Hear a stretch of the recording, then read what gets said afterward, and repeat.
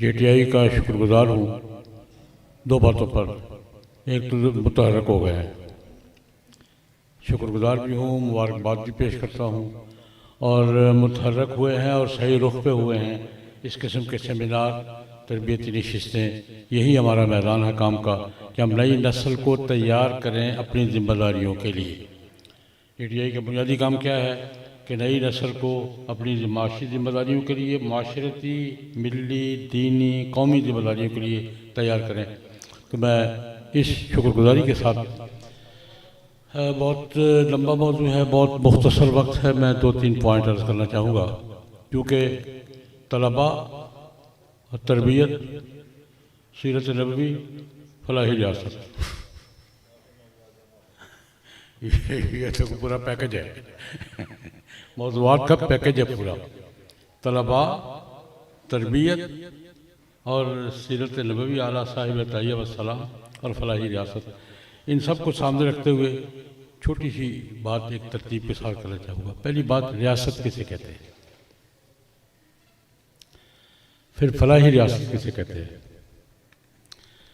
چونکہ طلباء بیٹھے ہیں، میں کلاس سمجھے کلاس لے رہا ہوں۔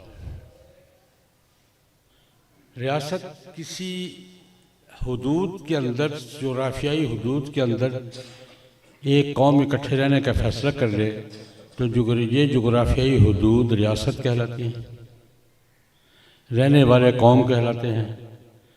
جو نظم زندگی طے کر لے وہ دستور کہلاتا ہے، اور اس نظم زندگی کو چلانے والے حکومت کہلاتے ہیں۔ سرحدی دائرے کا نام کیا ہے؟ ریاست۔ سینکڑوں ریاست دنیا میں، ایک چار دیواری ہے، یعنی چاروں طرف حصار ہے، اس کے اندر رہنے والے ایک قوم کی حیثیت سے رہتے ہیں۔ ایک سرحدی دائرے کے اندر رہنے والے لوگ جب اکٹھے رہنے کا فیصلہ کر رہے ہیں تو دائرہ کیا کہلاتا ہے؟ ریاست، اور رہنے والے کیا کہلاتے ہیں؟ قوم، اور جو نظم جو بھی طے کر لے وہ کیا کہلاتا ہے؟ دستور، اور چلانے والے کیا کہلاتے ہیں؟ حکومت۔ ریاست کی ذمہ داری کیا ہوتی ہے؟ ریاست کا کام چلانے والے بنیادی طور پہ ایک نارمل ریاست ہے، اس کی سرحدوں کی حفاظت کرنی، باہر سے کوئی حملہ نہ کرے۔ ریاست کی پہلی ذمہ داری ہوتی ہے سرحدوں کی حفاظت، کہ اپنی سرحد کو دوسروں سے محفوظ رکھنا۔ ریاست کی دوسری ذمہ داری ہوتی ہے امن قائم کرنا۔ انسان ہے، لڑتے ہیں آپس میں، مفادات ٹکراتے ہیں، امن قائم کرنا، یہ دوسری ذمہ داری ریاست کی۔ تیسری ذمہ داری یہ ہوتی ہے کہ اگر کوئی جھگڑے وگڑے ہو جائے تو انصاف فراہم کرنا، سرحدوں کی حفاظت، ملک میں امن قائم رکھنا، اور جھگڑے فسادات وغیرہ ہوں، کوئی آپس میں تنازعات تو اس کو حل کے لیے انصاف فراہم کرنا۔ یہ چوتھی ذمہ داری ریاست کی سمجھی جاتی ہے کہ ملک کے اندر رہنے والوں کو ضروریات زندگی کے لیے سہولتیں فراہم کرنا، تاکہ ان کو ضروریات زندگی ملتی رہیں۔ ضروریات کے بغیر تو زندگی نہیں گزرتی، کھانا پینا، اٹھنا بیٹھنا، چلنا پھرنا، موسم وغیرہ، ساری ضروریات جو ہیں، ان ضروریات کو پورا کرنے کے لیے حکومت اپنے امکان کی حد تک ریاست سہولیات فراہم کرے تاکہ کوئی دقت نہ ہو۔ بنیادی طور پر ریاست کی چار ذمہ داری۔ لیکن اگر کوئی ریاست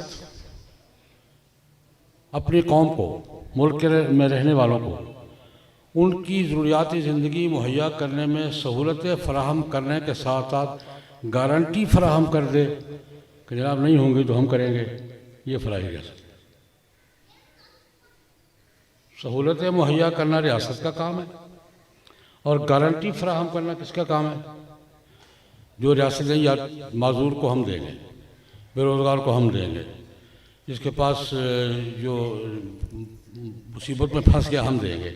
یعنی معاشرے کے وہ افراد جو اپنی ضروریات پوری نہ کر سکتے ہوں اپنے ذرائع سے، ان کی ضروریات پوری کرنے کی گارنٹی دینا، اپنے ذمے لے لینا، یہ جو ریاست ذمے لے لے، بہت سی ریاستیں ذمے لیتی ہیں، بہت سی نہیں لیتی ہیں۔ جو ذمے لے لیتی ہیں وہ ویلفیئر اسٹیٹ کہلاتی ہیں، رفاہی ریاست کہلاتی ہیں، فلاحی ریاست کہلاتی ہیں، آج بھی ہیں دنیا میں، اور متعدد ہیں، اور ریاستیں ویلفیئر اسٹیٹس ہیں اور آئیڈیل ہیں، میں دیکھی ہوئی ہیں ساری۔ اس میں جناب نبی کریم صلی اللہ علیہ وسلم کی سنت مبارکہ کیا ہے؟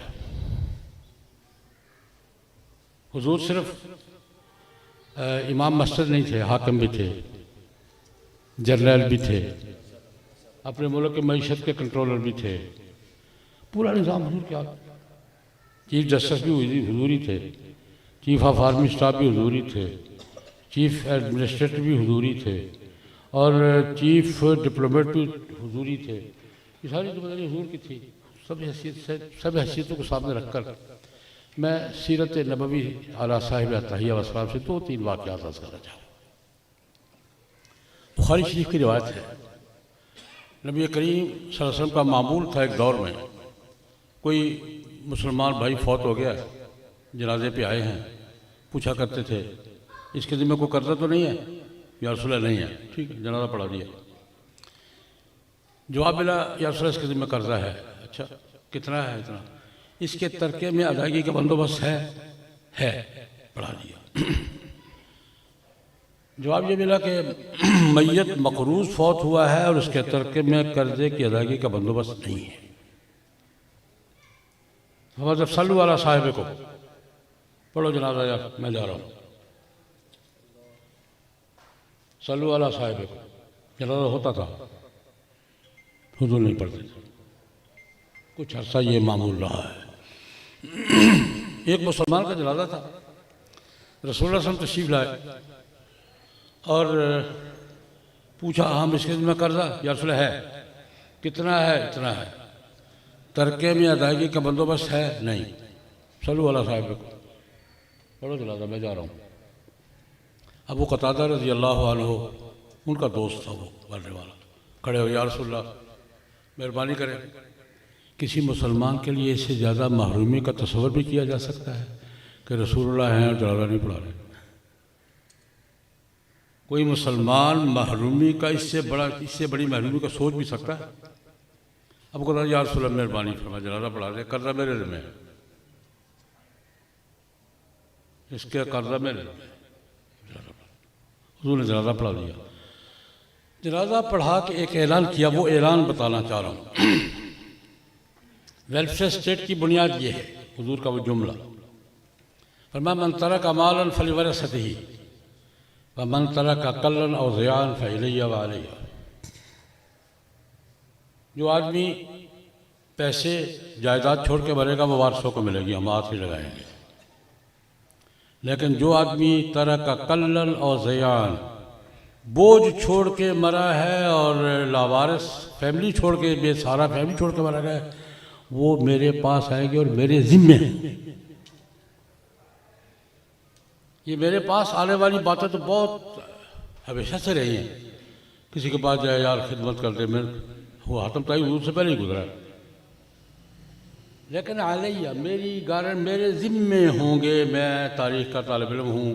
یہ جملہ کہ جو بوجھ چھوڑا، جس کے ذمے بوجھ ہے، جس کی فیملی یا جس کا خاندان بے سہارا ہے، وہ میرے ذمے ہے، میں نے پورا چھان بین کی ہے۔ یہ علیہ کا جملہ تاریخ میں جناب نبی کریم صلی اللہ علیہ وسلم سے پہلے کہیں نہیں۔ یہ علیہ تو بہت ہے، علیہ کا دائرہ بہت وسیع ہے، لیکن علیہ جو آئے گا وہ میرے ذمے ہوگا بھائی۔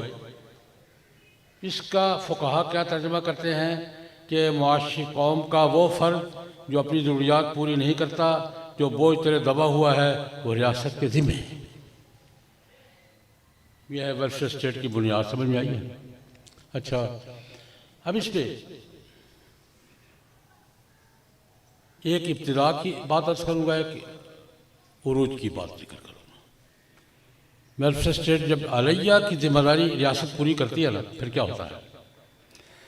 جناب نبی کریم صلی اللہ علیہ وسلم کے زمانے میں تو یہ ماحول بن گیا تھا، بہت سے واقعات ہیں، ایک عرض کرتا ہوں۔ بخاری شریف کی روایت ہے، حضور تشریف فرما ہے، ایک آدمی آیا، یا رسول اللہ میں سفر کر رہا تھا اور سفر کے دوران میری سواری مر گیا ہے، اب میرے پاس سفر کی سواری نہیں ہے، اب میں نے گھر جانا ہے، وہ میرا دور گھر ہے، سفر کا سہارا نہیں ہے۔ پہلی بات تو یہ ہے، اس کو یہ پتہ ہے کہ میں بے سہارا ہو گیا ہوں، تو میرا سہارا کون ہے؟ پہلی بات اونٹ مر گیا ہے، سواری نہیں ہے، تو مجھے کہاں سے ملنی ہے؟ یا رسول اللہ میرے پاس سواری ختم ہو گئی ہے۔ تو حضور اس وقت خوش طبعی کے موڈ میں تھے، بڑے خوش مزاج بزرگ تھے یار، دل لگی کرتے بھی تھے، دل لگی سچ بھی کر لیتے تھے۔ یہ ایک الگ موضوع ہے، کبھی موقع ملا تو بڑی دلچسپ داستانیں ہیں۔ حضور بھی دل لگی کرتے تھے، حضور کے ساتھ بھی ساتھی کرتے تھے، بے تکلفی سے کرتے تھے۔ خیر حضور دل لگی کے موڈ میں تھے، اس نے کہا مجھے سواری نہیں، پھر میں بیٹھ جاؤں، میں تمہیں اونٹنی کا بچہ دیتا ہوں۔ اونٹنی کا بچہ؟ وہ پریشان، یا اللہ میں بچے کو کیا کروں گا؟ یا رسول اللہ بیٹھ جاتے یار، پھر دیر میں اونٹنی کا بچہ دیتا ہوں۔ بیٹھ گیا، تھوڑی دیر بعد اس کو پھر خیال آئی یار اونٹنی کے بچے کو میں کیا کروں گا؟ میں نے صبر کر، پھر اٹھا بیٹھ جا بھائی، لوں گا تمہیں اونٹ کے بچہ۔ تھوڑی دیر کے میں بیت المال سے اونٹ منگوایا، اس کو مہار پکڑائی، فرمایا یہ بھی کسی اونٹنی کا بچہ ہی ہے۔ لیکن جو بات میں نے کہی ہے کیا ہے، جس کی بے سہارا ہو گیا ہے، سہارا اس کو پتہ ہے کہاں سے ملے گا، اور ملا کہ نہیں ملا۔ ایک واقعہ اور اس کا بے شمار واقعات ہیں، مستقل نشست چاہیے ان کے لیے۔ عقبہ بن نافع رضی اللہ تعالیٰ عنہ صحابی ہیں، کہتے بڑی عید سے 2 دن پہلے نبی کریم صلی اللہ علیہ وسلم نے مجھے اونٹ بکریوں کا ریوڑ دیا ہے، عقبہ کو، یہ تقسیم کر دو یار، بیت المال سے ریوڑ 30 کا ہوگا، 40 کا ہوگا، 100 کا ہوگا، کتنوں کا ہوگا، بکریوں کا ریوڑ دیا، تقسیم کر دو، پرسوں عید ہے اور لوگ قربانی کر رہے ہیں۔ عقبہ کہتے میں نے تقسیم کر دی، تقسیم ہو گئی، ایک بکروٹا بچہ چھوٹی عمر کا، وہ ایک بچ گیا۔ میں نے کہا یا رسول اللہ باقی جو میں نے تقسیم کر دی ہیں یہ بکروٹا سا ہے، اس کی قربانی اصولوں تو جائز نہیں ہے، لیکن میرے پاس بچہ ہی ہے تو اجازت تو میں کر لوں۔ ہمیں تمہیں اجازت ہے، بعد میں کسی کو نہیں۔ لیکن سوال یہ ہے قربانی واجب کس پر ہے؟ قربانی واجب کس پر ہے؟ بکریاں کون دے رہا ہے؟ اسٹیٹ۔ یہ 2 واقعات میں نے منظر دکھانے کے لیے کہ یہ وہ منظر حضور کے زمانے میں یہ ماحول بن گیا تھا۔ اب میرے پاس وقت جی بہت سے واقعات سنانے کو چاہ رہا ہے، لیکن 2 میں نے سنا، یہ منظر اس ماحول یہ تو حضور کے زمانے میں بن گیا تھا۔ 100 سال کے بعد درمیان کے سارے مراحل 20 مراحل گزارتے ہوئے 100 سال کے بعد عمر بن عبدالعزیز رحمہ اللہ امیر المومنین ہیں، دمشق دارالحکومت ہے، اور یہ سوشل بینیفٹس کا اور ویلفیئر اسٹیٹ کا سسٹم اس حد تک ڈیولپ ہو چکا ہے، اس کا منظر عروج کا منظر بتا رہا ہوں۔ دمشق میں بیٹھتے ہیں امیر المومنین، اور عراق کے گورنر کا نام ہے عبدالحبیب۔ پہلے جتنے واقعات بیان کیے بخاری کی روایت ہے، اور یہ واقعہ امام ابو عبید قاسم بن سلام نے جو 3 صدی ہجری کے فقہاء میں سے ہیں اپنی کتاب الاموال میں۔ اور میں درمیان میں ایک جملہ کہوں گا، ویلفیئر اسٹیٹ کیا ہے، اسلام کا معاشی سسٹم کیا ہے، معاشی نظام کیا ہے، اصول کیا ہیں۔ اگر کوئی پڑھنا چاہے، حاصل میں پڑھنا چھوڑ دیا ہم نے، کوئی پڑھنا چاہے نا، 2 کتاب میں حوالہ دے دیتا ہوں۔ یہ کہ ابو عبید کی 3 صدی ہجری کا آدمی ہے، ابو عبید کی کتاب الاموال اور ابو یوسف کی کتاب الخراج۔ میں نے ماہرین معیشت سے کہا کرتا ہوں یہ 2 کتابیں پڑھ کر معیشت کے باب میں کوئی سوال باقی رہ گیا تو مجھ سے پوچھیں۔ عربی میں بھی ہیں، اردو میں بھی ہیں، انگلش میں بھی۔ پڑھنا چھوڑا ہوا ہم اگر معاف کر دیں تو ایک بات عرض کروں، ہم سیرت بھی مستشرقین سے پڑھتے ہیں، حضور کی سیرت ولیم میور کو پڑھتے ہیں۔ ہم اسلام کا معاشی نظام واٹ سے منٹگمری سے پوچھتے ہیں، اسلام کی تہذیب کی بات ہم اس سے وہ کیا نام اس کا وہ یار مستشرقین سے، ایک کتاب کا سالب الاسلام فلم ہٹی، اسلامی تہذیب کے ہٹی سے پوچھتے ہیں۔ اپنی تاریخ ہم بھول گئے ہیں، اپنا لٹریچر بھول گئے ہیں۔ خیر یہ الگ موضوع ہے۔ عراق کے گورنر نے خط لکھا امیر المومنین کو، عبدالحمید نام ہے کتاب الاموال میں اس کا۔ اس نے کہا امیر المومنین اس سال میرا فاضل بجٹ ہے صوبے کا، سارا ریونیو وصول ہو کے زکوٰۃ، صدقات، عشر، خراج، جزیہ سب کچھ وصول ہو کے صوبے کی ساری ضروریات پوری کر کے تو کچھ پیسے بچ گئے ہیں، ان کا کیا کروں؟ آج کی صاحب میں فاضل بجٹ ہے، پیسے بچ گئے، کیا کر رہا ہے؟ امیر المومنین نے جواب دیا ایسا کرو، اعلان کرو کہ تمہارے صوبے میں جو لوگ مقروض ہیں، قرضہ ادا کرنے کی پوزیشن میں نہیں ہے، چیک کر لو، ٹھیک کہہ رہے تو قرضہ ادا کرو۔ لوگوں کا اعلان کرو کہ جس کے ذمہ قرضہ ہے اور دینے کی پوزیشن میں نہیں ہے، تھوڑی انکوائری کرو۔ اس نے کہا حضرت یہ کر چکا ہوں، یہ کام میں کر چکا ہوں۔ اچھا ایسا کرو، جو نوجوان بچے بچیاں شادی کے عمر میں ہیں اور اخراجات نہ ہونے کی وجہ سے شادیاں نہیں ہو رہی، ان کی شادیاں بیت المال سے کرو۔ جواب آیا حضرت کر چکا ہوں۔ میں کتاب موجود ہے مارکیٹ میں، موجود ہے، اٹھا کر دیکھ لیں، یہ کر چکا ہوں۔ اگلی بات، جن خامندوں نے ابھی تک بیویوں کے مہر ادا نہیں کیے اور ادا کرنے کی پوزیشن میں نہیں ہیں، ان کے مہر ادا کر دو۔ یا ایک جملہ درمیان میں شامل کر دوں، ہم تو کبھی بیویوں کے مہر ادا کرنے کی پوزیشن میں نہیں ہوئے۔ ہمارا تو کلچر ہے، بیٹی کو وراثت نہیں دینی، بیوی کو مہر نہیں دینا۔ کیوں جی؟ ہمارا کلچر ہے، بیٹی کو وراثت نہیں دینی، یا بہن کو حصہ نہیں دینا، بیوی کو مہر نہیں دینا۔ خیر، جن خامندوں نے ابھی تک مہر نہیں دیا اور ادا کرنے کی پوزیشن میں نہیں ہے، اس نے کہا یہ بھی کر چکا ہوں حضرت، پیسے بچ گئے۔ چوتھا، چاروں خط کتاب الاموال میں موجود ہیں، خط بھی جواب بھی۔ چوتھا خط ایسا کرو، زمینوں کی تقسیم کرو، جو قابل کاشت زمینیں ہیں پلاٹنگ کرو، اور زمینداروں کو اس کو آباد کرنے کے لیے قرضہ دے کر زمینیں آباد کرو۔ یہ 100 سال کی پروگرس ہے۔